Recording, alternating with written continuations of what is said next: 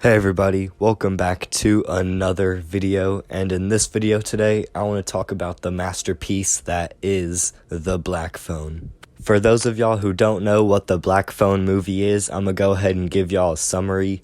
So pretty much, The Black Phone is about this kid who has a little sister, and also he has an abusive father. This kid's name is Finney. And if you thought the abusive father was bad enough for Finney, he also gets bullied a lot in school. But it's okay because he has a friend named Robin, and Robin can pretty much beat up anybody. But eventually, a lot of kids start getting kidnapped by a person in a black van with black balloons. You know he means business, cause he even ends up capturing Robin. Finney's little sister keeps on having dreams about the missing kids, and those dreams help the police find out more information about the missing children. Soon enough, it's Finney's turn to get kidnapped. And his kidnapper, aka the Grabber, locks Finney in his basement with a mattress and a black phone that is broken. But even though the black phone is broken, it is still used by the 5 dead kids who got kidnapped by the Grabber before Finney,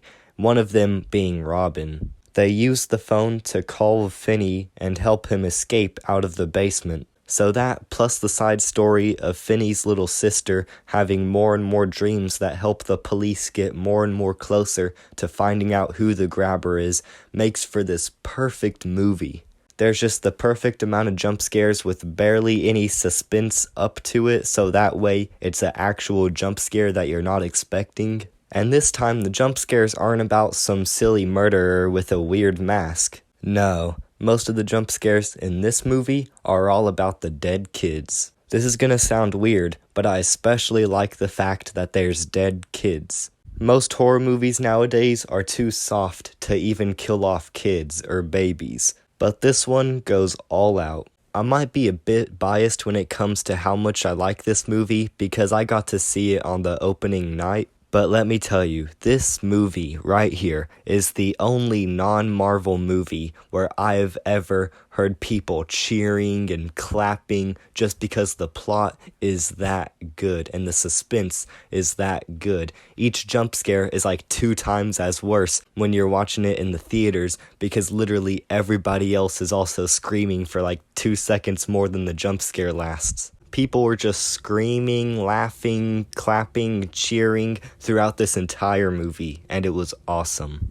That big build up to the climax whenever the Grabber is going back down into the basement to kill Finney, but also the police and Finney's sister are making it to that house at the same time, all while Finney has been being trained by Robin to beat up the Grabber. It is just so good. And in the final moments in that climax, whenever Finney is choking the Grabber with the black phone itself, and the black phone gets one more call, and it's for the Grabber instead of Finney this time. And it's the dead kids online, and they're pretty much just telling the Grabber, "I'll see you in hell," right before the Grabber ends up dying and choking to death with the black phone itself. This movie was just amazingly put together. There is never a dull moment throughout this entire movie. There are so much quotable lines as well. The last time I ever saw a movie this good is back in 2021 whenever I was watching Willy's Wonderland. Well, actually, I take that back, cause Scream 5 was really good too. But I really gotta give this movie props, because looking back at Avengers Endgame, people cheered in that movie because it was all the other characters returning.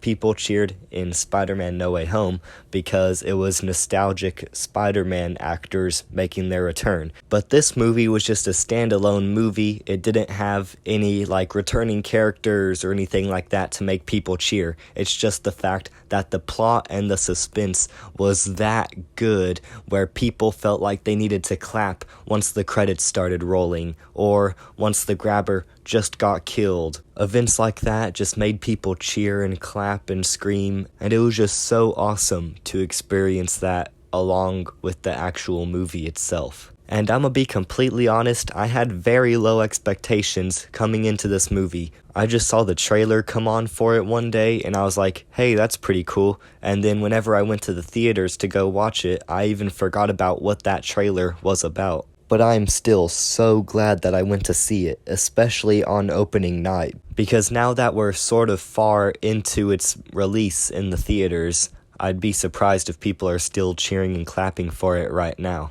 I remember going to use the restroom as the ads were playing right before the movie was about to start, and there was this little girl who ended up telling the workers there that the movie was completely sold out. And that honestly surprised me, because whenever I went to see Scream 5, I was like the only person there pretty much. There was very few people watching Scream 5, and you'd think that the audience for the two movies are pretty similar, although that probably was because of COVID. But anyways, I'm getting off topic. Another thing that I really liked about this movie was the kind of brother and sister relationship between Finney and his sister.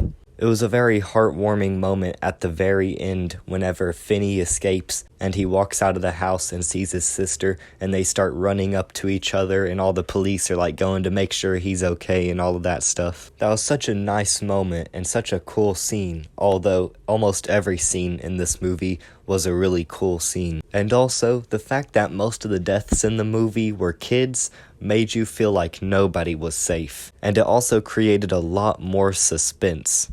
But now let's talk about the grabber himself. The grabber is just a very mentally crazy human, and he also wears a white mask. So he's pretty much just your average dream stan. I wear a mask with a smile for hours. But in all seriousness, the grabber is actually a pretty terrifying horror villain. And there are a couple hints throughout the movie that he might just be a pedophile. Subway, eat fresh.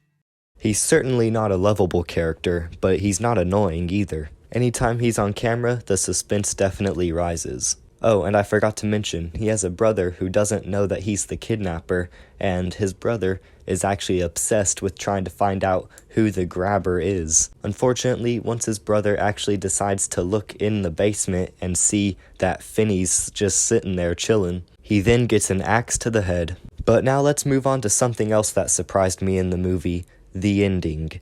Now, to be honest, based off of all the events that happened throughout the movie, I was thinking Finney might not come out alive. But surprisingly, the ending was actually like a very good ending. I don't mean good like high quality, even though it was that as well, but I'm talking about like the good guys won, and there's no more evil and all that stuff. And again, I need to give props to the movie for even making me think and consider the fact that the ending could be a bad ending. Cause not too much movies do that nowadays. Usually you can pretty much tell that the protagonists are gonna win. But with how good the structure is for this movie, you're still left scared for the protagonist, wanting them to get out, not sure if they're gonna get out or not. So all of that information just for me to tell you that this was an amazing movie. If you're a fan of horror movies, I definitely recommend this one 100%. And with that said, thank you guys for watching. Make sure to like and subscribe if you did enjoy,